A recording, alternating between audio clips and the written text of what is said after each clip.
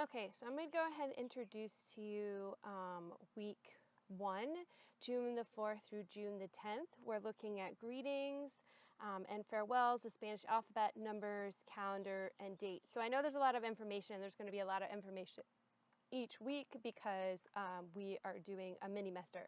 So if you open up this week, you'll want to watch the introductory video, which is what you're watching right now. I will explain to you what you have to do for each week when you watch these videos up at the top.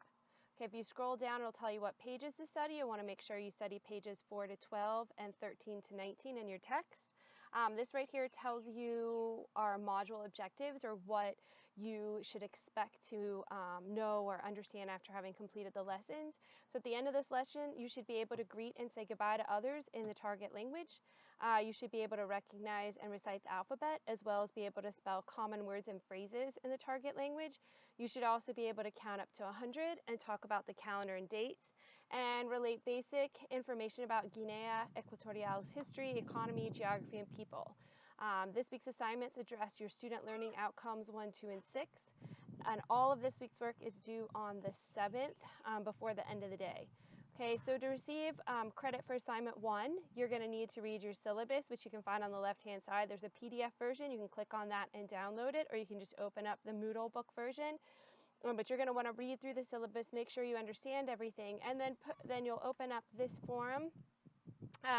You'll click on the thread, hit reply, and post any questions or concerns you have about the syllabus, or any other questions or concerns you have about the class. Okay.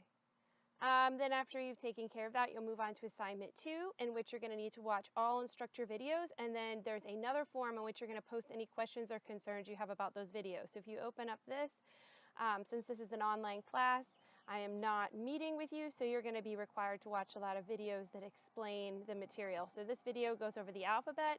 This is just a song that goes over the alphabet as well. Then this video goes over the vocabulary that's on pages 4 and 5. This one goes over your numbers, 0 to 100. This one goes over your months, seasons, and days of the week, and there's actually 2 of those.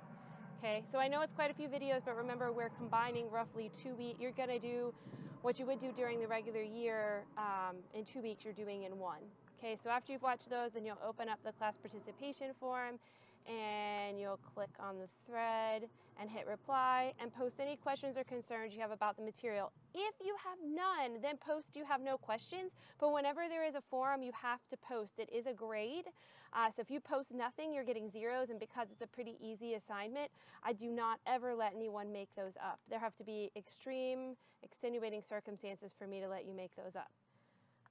Okay, so after you're done, go back out to the site, and you want to move on to assignment 3. For assignment 3, you're going to visit My Language Labs, and you're going to click on the alarm clock and complete all of the assignments on the alarm clock. So this right here will take you to My Language Labs, which I already have up, so you could click there, sign in. I already have it up, so we're going to click on the 7th. You're going to see various activities pop up, and you will just want to open up all of them. There are some that are SAM activities, some are extra practice, all are assigned. So you would just open it. And this one says match list of holidays with the months of the year in which they take place. So you're just going to see the months, and you just click on, you know, El Día de la Independencia de Estados Unidos. Does that happen in febrero, diciembre, junio, etc.? So you would just click on the month. And then once you've done that for all, you'll hit submit, finish, and submit for grading. You can do these as many times as you would like before the assignment's due date, and often if you look at your submissions, there'll be a little call out button which will tell you what you're doing wrong if you're not getting it right. And if you struggle with something, then you would want to reach out to me, because more than likely, most of the time when people are getting something wrong, they're misspelling something, or they didn't quite understand the direction. So feel free to reach out to me if you're struggling with one. I don't want you to work on one 10 times and not get it right. Like if you got it wrong the first time and you're like, oh, I missed this, and you want to go back and do it again, I would say no more than 3 times. If you're missing it more than 3 times, then you need to reach out to me, because it's a bigger problem.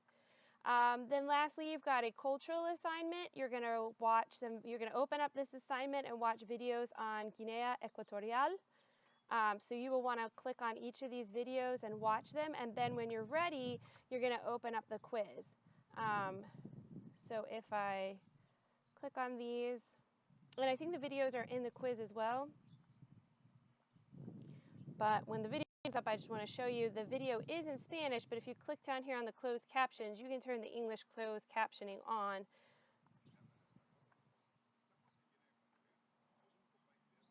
So you can hear him, he's speaking Spanish, but here's everything in English. And again, there's also the transcripts in English posted right there as well. So when you're ready, you would just go into the assignment.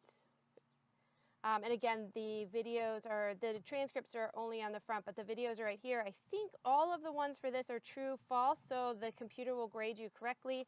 If you ever have one of these Moodle quizzes in which it's not true, false, then just know that I do go back through these.